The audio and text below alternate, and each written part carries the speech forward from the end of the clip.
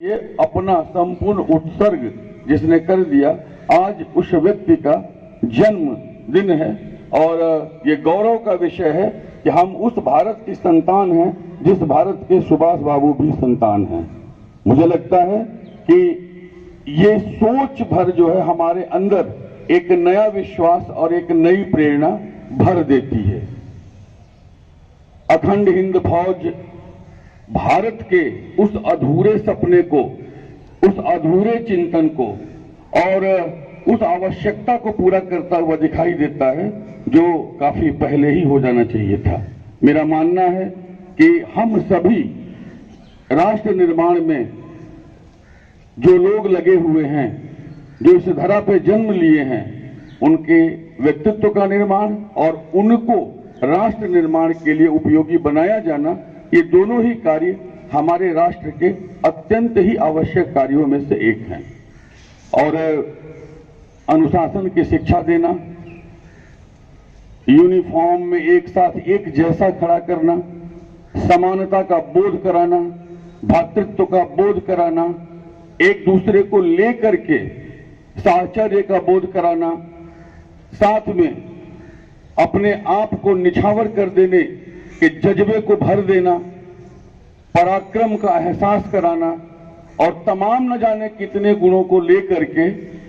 कभी भी एक सामुदायिक प्रयास होता है। और जब हम फौज की बात कहते हैं तो उसमें गुणों की संख्या और बढ़ ही जाती है। ऐसा प्रयास, ऐसा प्रयत्न सभी को लेकर करना और ये इस उम्र में करना जिस उम्र में सबसे ज्यादा आवश्यक था, ताकि ये न केवल भारतीय सेना में बल्कि चाहे जहां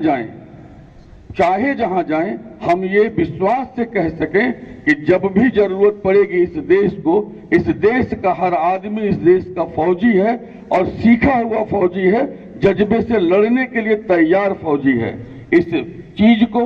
इस भाव को, इस कार्य को अखंड हिंद फाउंडेशन के द्वारा किया जा रहा है। ये बहुत ही बेहतर प्रयास है और मेरा मानना है कि अखंड हिंद फाउंडेशन अखंड हिंद फौज के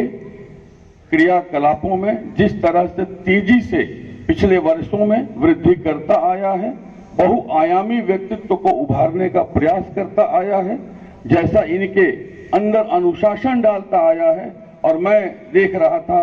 जब बच्चे आगे आ रहे थे, जब सैल्यूट कर रहे थे, बच्चे जब प्रदर्शन कर रहे थे, उनके आंखों को, उनके चेहरे को, उनकी शारीरिक भाषा को, उनके चेहरे के भाव को, उनके आंखों के भाव को मैं देखने समझने की कोशिश कर रहा था और मुझे लग रहा था कि एकदम जीवंत और एकदम सत्य और निष्ठा के साथ, संकल्प के साथ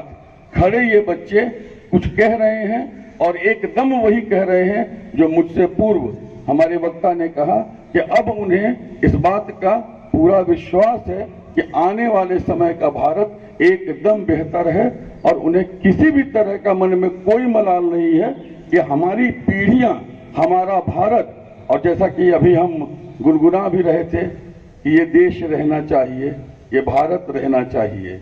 हम रहें या ना रहें, ये देश रहना चाहिए। तो इन कंधों के सहारे, इन अनुशासित कंधों के सहारे, इस विश्वास के सहारे, आंखों की इस चमक के सहारे, इस दृढ़ता के सहारे, इस संकल्प के सहारे, इस ओज के सहारे, इस पराक्रम के सहारे मेरा पूरा विश्वास है कि ये अखंड हिंद फौज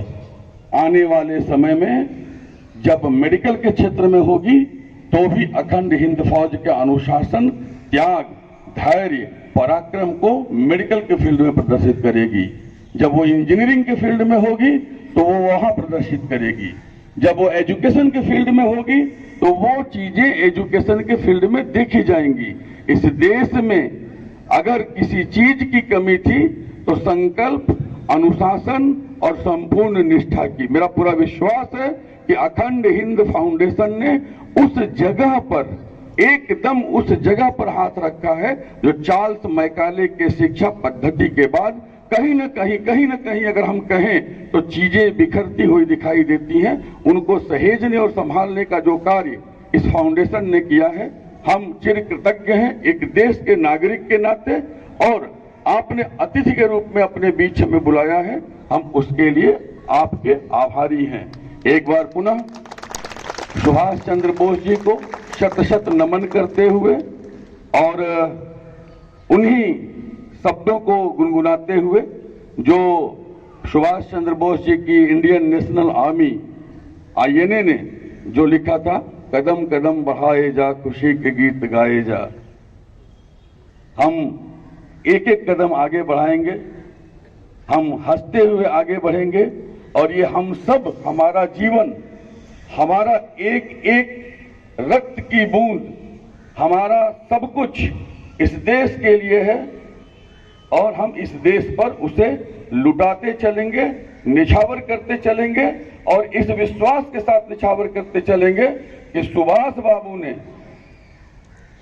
आजादी की लड़ाई, भारतीय सेना, भारतीय बल, भारतीय पराक्रम की उस धारा को सामने रखते हुए लड़ा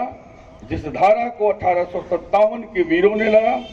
जिसे रास बिहारी बोस ने 1917 से 20 में लड़ा और जिसे विनायक दामोदर सावरकर ने अपने अज्ञातवास में लड़ा और जिसे सुभाष बाबू ने जमीन पर आके लड़ा और सच ही कहा कि ये हमारे देश की फौज थी, ये हमारे देश की ताकत है, जिसने जब जैसे चाहा